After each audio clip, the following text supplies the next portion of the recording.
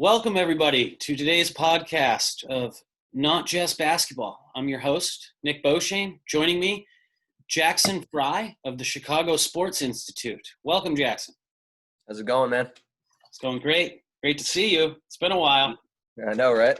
Yeah. We go back to Hoop Camp 2015. You remember that summer? Sure do. It was a lot of fun. How many camps did you work that summer?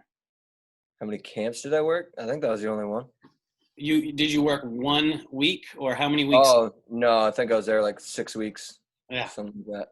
Hoop Camp is a Sunday through Thursday camp experience on Pleasant Lake in Casco, Maine, where kids come from across the state to spend a week playing basketball and camping out with people that they hadn't met before. They get assigned a coach in a cabin and spend a week on the lake playing basketball and doing a bunch of other things. You remember, how do you remember Hoop Camp as a coach, Jackson? As a coach, just having the kids do a lot of push-ups and lots of kayak rides. But no, it was a lot of fun. Good to see a lot of kids that shared the same passion that I did when I was their age. I never got to go to Hoop Camp as a camper, but definitely a great place, and they've got a good thing going. Yeah, it's something about the summer camp experience coming from Maine. That's where I went to camp as a camper and also as a coach and counselor. But there's something about like the building process that happens during the summer that I think really speaks volumes to how athletes progress. Wouldn't you say? For sure. What is it that goes into having a good summer and turning into a better player as you go into the next season? So a lot of it's just going to depend on kind of where you're at in your development. Obviously, you want to get out there and play.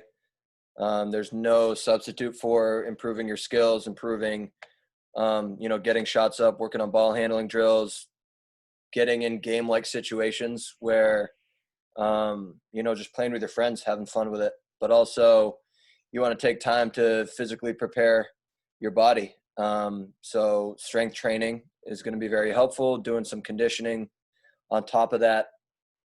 Taking the time where when you're not in season to do some things outside of the game that are going to make you a better athlete. So there's something that's called pattern overload. And this is something that I ran into. So all I did was I played basically from the age of 5 to like 22. I played basketball like year round. Mm-hmm. And when you do all those same patterns over and over again, and that's all you do, that's going to can put you at a little more risk for injury. So you want to make sure that you're doing some different things, whether it's playing another sport. I always saw a really good connection with guys that played basketball and soccer. So even though very different games, but you develop a lot of good speed, footwork, and just some different qualities playing different sports that you'll be able to use on the court. Another parallel with soccer and basketball that I've noticed is the ability to like see the whole surface as opposed to just getting locked in on one role. You kind of in both games have to be able to see the big picture to be a good teammate. Yeah, and there's a lot of what you do is dictated by the way the defense is playing you or the way your teammates are moving, right? So you need to be able to strategically finesse and position yourself in the right place at the right time, right? Like sports like basketball and soccer, they're not just, you can't just be a bulldozer and just run through everyone. It's a game of finesse and you have to have a feel for it. So the best basketball players that I've seen are the ones that can effortlessly get in the right positions and make it look easy. They're not out there like straining all the time. They just make really good plays look really easy because they have such a good feel for the game. Absolutely. At the individual level, certainly. And one of my favorite things is to see the best teams that are able to, along with building those individual skills, to have that timing where everybody's operating on the same wavelength and playing together. You see opportunities to create space and create vulnerabilities within the defense if you know exactly what your teammate might do if they have to go to their first counter. You know what I mean? Exactly.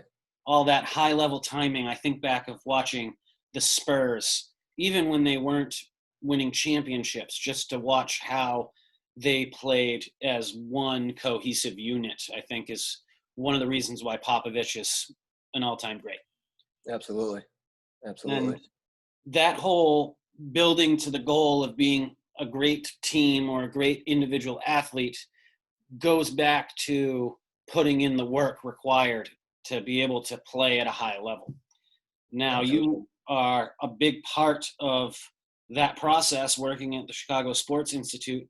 Can you tell me a little bit about what it's like to work there and what services you provide? Yeah. So I'm a sports performance coach, strength and conditioning coach. Couple different titles depending on how you look at it, but basically what I do is one-on-one training with athletes ranging from like 12 years old all the way up through college. So what I try and do is just make them a better overall athlete. Like we're not in there doing ball handling drills. We're not in there getting up shots. We're in there trying to get bigger, stronger, faster. Hmm. Right. So the more speed and power you have, the easier it's going to be able to display that on the court. So that's or whatever sport you play. So I work with athletes that play multiple different sports. Yeah. I'm just trying to put them in the best position to be successful with whatever sport they want to play. So that goes to, educating on nutrition, sleep, recovery habits, doing really high quality strength training that's going to allow them to put on muscle, run faster, jump higher. Those are the goals. Each time we've talked, you and I recently, you've brought up nutrition and sleep to lead off when you list the important things to put your regimen together. Why do you emphasize those two things? So when you think of like strength training or speed training or whatever type of training you're doing, that is just a stimulus. So just your training by itself doesn't allow you to get stronger or build muscle, right? You need to have your recovery in check in order to get the adaptation. So training is just a means to get towards an adaptation, and the adaptation could be, putting on a whole bunch of muscle or, getting as strong as possible at a given body weight, depending on what sport you're playing. But in order to actually get the adaptation, you need to get enough sleep, you need to drink enough water, and you need to eat really good, high quality foods consistently to get the most out of it.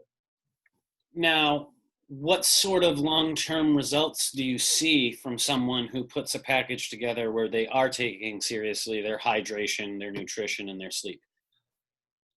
So we do a lot of like body composition testing and tracking. So we're looking at before and after pictures. We're looking at muscle mass gained. We're looking at body fat lost. But ultimately, the ultimate goal is just to perform well in your sport. So we want to make sure you're lean, strong, feeling good. But the ultimate test is just seeing you perform at a high level in your given sport. So for me, it's when I am able to go see my athletes play, or they report back to me on how good they feel and how strong they feel on the court or on the ice or whatever it may be, or they were able to make some play that they had never been able to make before just because they had the speed to be able to get there, to get in position. So those are the big highlights and the big success stories that we look for.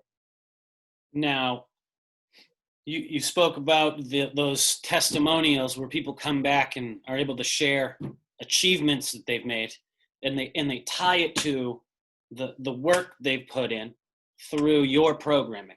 So what sort of feeling does that give you to hear people that you've worked with celebrate the success they've had? It feels great. It's pretty widespread across the strength and conditioning field that you're not in it for yourself. Right? The only reason we do this is to get good results for our athletes. So to see that type of feedback and to see those success stories just, it obviously makes you feel good, even if you were, that very small part of it. I always tell my athletes, it's like, you're the one that puts the work in, right? Like, it's just words on a piece of paper unless you are able to consistently give it your all. And looking back to my development, when I was growing up, I did not have that available. I always joke, if I had seen myself at 16, 17 years old training by myself in Planet Fitness, I'd probably get nauseous, given what I've seen and what I know now. So to give kids that opportunity feels really good, and that's definitely why I do it. I keep thinking of the parallels and the intersections between training athletes and coaching athletes and teaching youth, and how they all are seeking to achieve the same goal, like you said, which is to selflessly impart knowledge onto someone else so that they can grow into what they hope to become. Now, do you feel that sort of responsibility when you work, of the opportunities that these kids have if they can maximize their potential? Yeah, I mean, when you strip being a coach down to like the bare bones, like, you're really just a teacher. Mm-hmm. A coach is you're trying to be a part of bringing a person towards their goal. Like, Sure. you're just trying to guide them there. You use the word guide, because a word I've been stuck on is the idea of being a guide, Mhm. where the concept of the role of a guide is to take someone on a journey where they are relying on your expertise, experience, and help to show them how to get to their goal, and like sacrifice along with them and work through the process to share in that, like, passing on of knowledge or achievement, right? And that's what guiding is. And I see a lot of it in coaching and teaching and training. So I'm Mhm. glad you used that word. Yeah, absolutely. You're just trying to be a part of the process. Like, ultimately, it comes down to what the athlete wants. Sure. And there's that saying where you can lead a horse to water, but they have to be the one to drink it. So I can give you all the recommendations. I can take you through training programs and all this stuff, but ultimately it's up to the athlete themselves to take advantage of it. And when they do, good things happen. What So, sort of things or characteristics are demonstrated in those athletes who do make the most of it? What do they bring to the table consistently? you just said the word consistency. Yeah. That's really it. Like, all the best results you're going to have take time. So, the people that want to just come, train once a week or train once every couple weeks or kind of go through the motions, they're going to ultimately be wondering what if. Mm. Right? So those people that can consistently come in 3-4 times a week and put in the time and put in the effort every time they come in, and then take care of their bodies outside of the gym and off the court, those are the ones that are going to be successful long term. I'm thinking of that just example you used earlier of the kid who scores a big goal or makes a big play in a game. Like, you don't know when the payoff is going to come when you're putting in that work. There's no ability to look forward and say, if I just commit for this 3-month program, I'm going to score big buckets in big moments. Right. It's not guaranteed, right? So what is the driving force, or what are parts of the driving force that people tap into to put in that work that you don't know what you're going to get? So, and that's the thing with strength and conditioning, because outside of, like, track, where you're able to, see they have one specific thing to do. They need to run a 100-meter dash as fast as they can, and you can expect them to run it, in a given time based on your training. Or a shot put, you can train that specific motion. There's And so then you much can measure exactly what happens with it, exactly. right? So you could say this training program gave X result. Mm-hmm. In those field team sports like basketball, where there's so much uncertainty and so much variability. It's a lot harder to determine that. But if you view it as, if you can get, if you can get stronger and faster and you can jump higher, everything else is going to be easier. So think about like two athletes where one of them can get 8 inches above the rim and then the other one can only touch the rim with their fingertips. Yeah. So the person that can get 8 inches above the rim is going to be able to get to just the rim a lot easier. They don't need to put in their max effort just to get to the rim. Mm-hmm. So if you can get more explosive, everything else is going to be easier. I'm not going to guarantee that you're going to make the game-winning shot, but I can guarantee that you'll have the ability to be in the position to do it. Sure. And that conditioning that plays in. Can you talk a little bit about what role conditioning plays specifically? Yeah, so each sport kind of has their own specific energy system demands, right? So conditioning is just preparing your body to be able to meet the specific special endurance needs of a given sport. So, when you think about the sport of basketball, you're going to need to be, strong and powerful, but you also need to be able to exert that force over and over and over again for, if you're in high school, 32 minutes. If you get to college, you're playing 40 minutes. Those are a lot of minutes. So as you move along in your off season, you want to make sure that your conditioning is preparing you to be able to meet the demands of the sport once camp hits, once tryouts hit. So you need a long-term plan where you're starting off very general, where you want to build up a lot of capacity and speed. And then as the off season goes on, I call it working the V, where like your capacity side, that's like your long distance stuff here, endurance, and then your powers on the other side. But like basketball is right in the middle. So as you go along in the off season, you can start to get closer and closer. And then the last thing you want to do is train the most specific conditioning to your sport leading up to the season. I love that metaphor of the V. And you peak at the right time, right? When you meet both of them, you end up peaking. That's right. And when you do hit that moment where results start paying off and you're in the midst of seeing that individual and team success that was the benefit of that work, there's really no better feeling, right, than to get that reward for the expenditure. Absolutely. It feels a lot better to think I worked my tail off and I was able to achieve this than falling up short and thinking, oh, what if I had done this in my preparation? What if I had focused more on my sleep? What if I had given more in the weight room? All those things add up, and it's a lot better feeling to be on the side of you put in the work, you achieved a result, rather than you fell short and you're wondering, well, who knows what would have happened if I had done more. And because you're never going to get that back. Sure. So. And that's one of the things about sports and competition is that you do it for the love of the game, but also the joy of the victory. But the victory is not guaranteed. And there's a lot of times when you can tap into all that joy and work and lose and have your heart broken.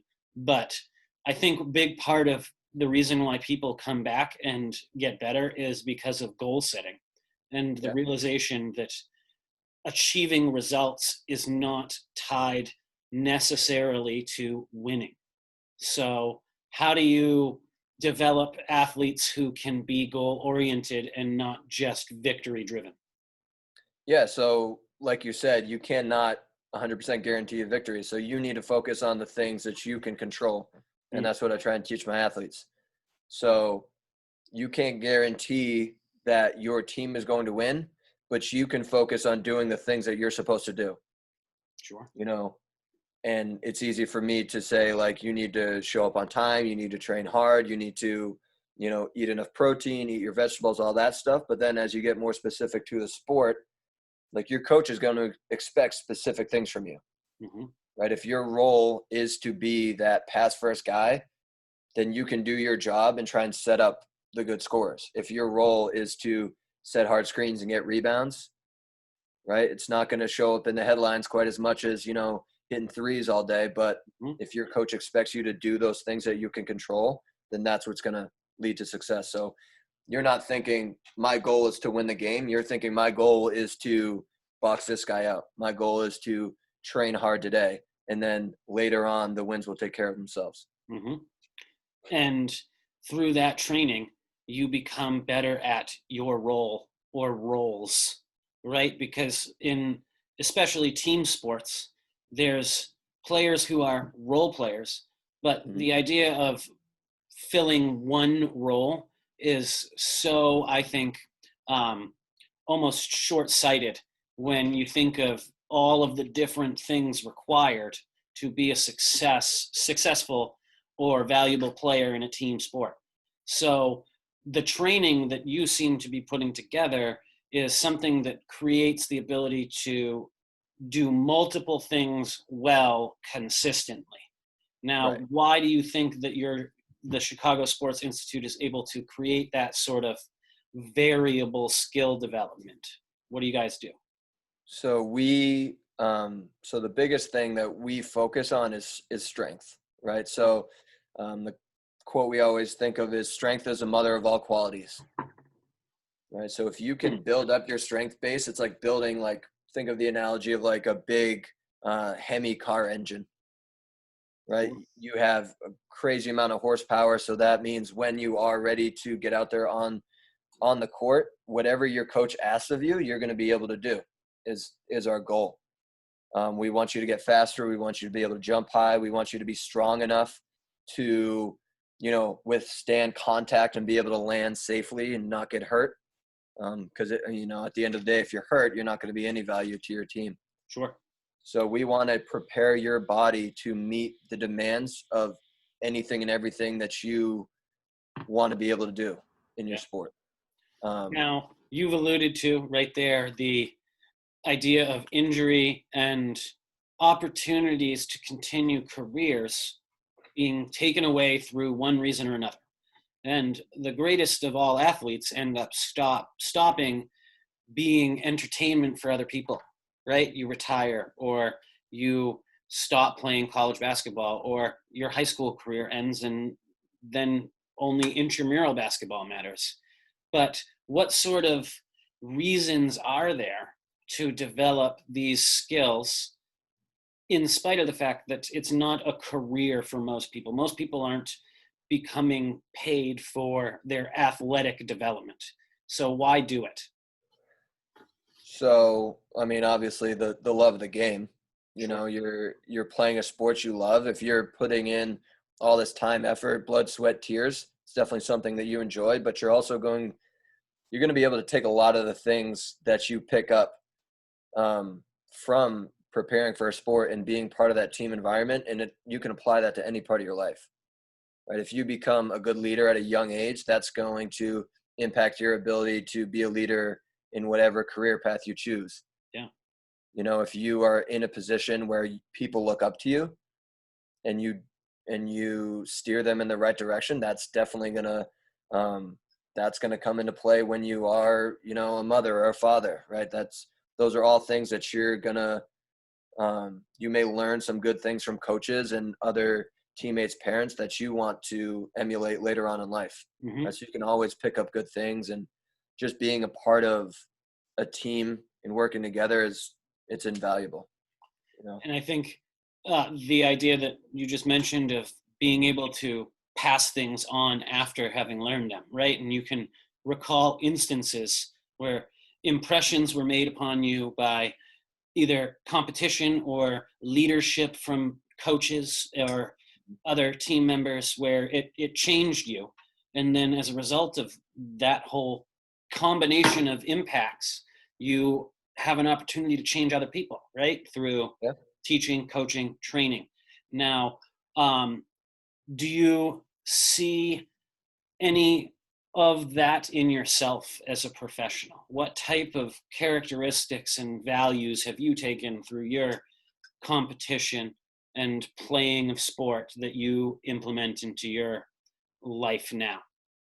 Yeah, so I was definitely not the most talented athlete, but I was able to compete at some pretty high levels and be able to compete against some really good players solely for the fact that I had a really, really strong work ethic.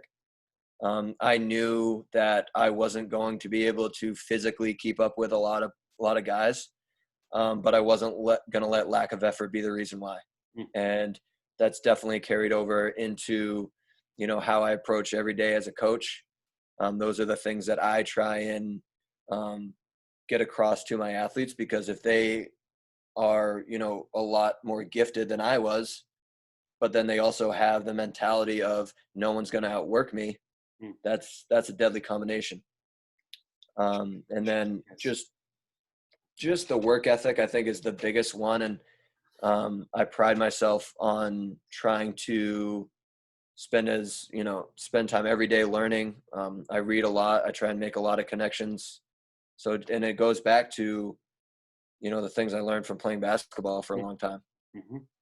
Um, Now, looking nothing, back, nothing's given. not say that again. I'm sorry. Nothing's given. You gotta go out and earn it. You sure do. No. I have a sweatshirt for Lewiston Blue Devils that I should have worn today that just says earned. And it's a motto that Coach Turner at Lewiston High School, first year, who I've had the opportunity and blessing to be a part of the staff as the JV coach, we have adopted that mentality of earning everything.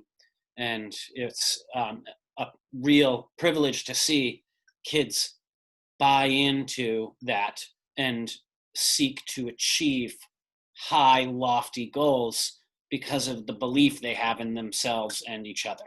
And that's the beauty of sport, right? To be able to tap into teammates and lean on each other and go together in through it all. It's good. Yeah, I mean that's really what it's about. Just everyone kind of on the same page, going towards that common goal, then good things happen. Now, let's look back here in terms of inspiration, right? Because a lot of the reasons why people compete or develop that love for the game, whatever game it is because they've been inspired by other people. Now, who comes to mind for you? And let's focus in on, we don't need just basketball, athletics. What athletes have inspired you over your lifetime, not just career, right? Definitely. I mean, I grew up. I was born in 1992. So I mean, I'm sure everyone can kind of put two and two together that I was a big Michael Jordan fan, and my mom will still tell me to this day that there were times I'd be out in our driveway shooting while singing "I Believe I Can Fly" by R. Kelly from Space Jam. As embarrassing as that is. I still know every word. We can do that off the air after. Exactly. So I'd say that definitely got things going. But then along the way, just seeing guys like, I mean, I played basketball is what I stuck through all the way through high school and a little bit of college. But, I'm a big, big Julian Edelman fan. Just seeing he's kind of like that. I like that mentality, and that's kind of where I saw myself was, I'm not the biggest, strongest, fastest, but I'm going to give it everything and try and be in positions to do good things. So I'm a big fan of him and his work ethic. And then, since like my athletic career has been over, just learning a lot from coaches. So I've read Bill Walsh's book, big fan of him. From the 49ers. I love Roy Williams' book. It's another great one. Just learning as much as I can from these guys who have seen just unbelievable success, because I think I said this to you before, at the end of the day, success leaves clues. So there must be some reason why these people have been so successful. So if you can find ways to learn from them, then that's the way to do it, in my opinion. So those are some big coaches I look up to. And then it's always growing. Like I keep an open mind, and If someone tells me I should be looking into, someone I trust tells me I should, read up on some other guy's stuff, then I'll look into that as well. Sure. And you can trace like legacies and influence through sports that span generations and connect people. Maybe think of like the coaching trees in football, but also like just the legacy and inheritance that athletes receive from their sport, right? Because we've all watched The Last Dance and Michael Jordan, and the competition and the need to get through the Pistons and the Lakers and the Celtics before he could achieve that greatness. And then his era, and then the end of his era, and what basketball has become since. You can draw a direct line between the Bulls of 2020 to the Bulls of 1992, but also from Michael Jordan to LeBron James to Jerry West and all the way through that sort of web that gets woven through sports. People always say it's unfair to compare people from different eras.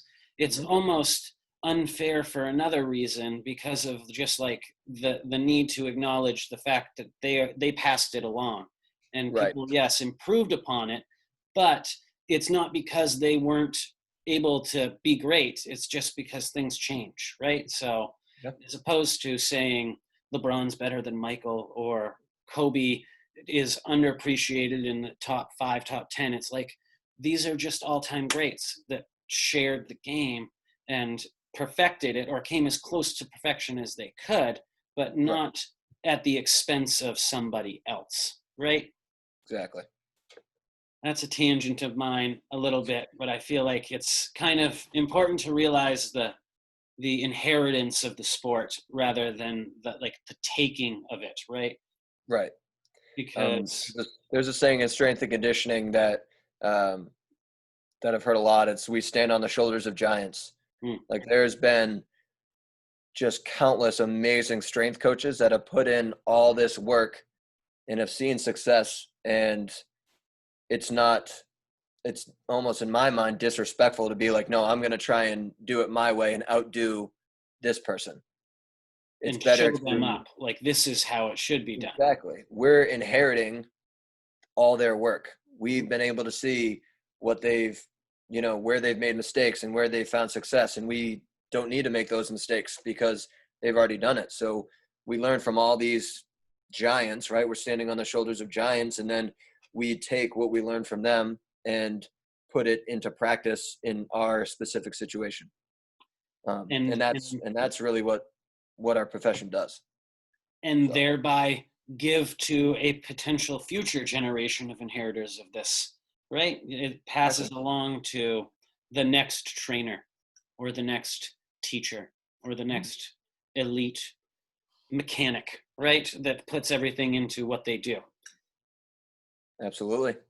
Now, I really appreciate you joining me here today, Jackson. I feel like there's a lot of ways we can continue this conversation here, but I appreciate you highlighting some of your expertise and experiences here on the show today.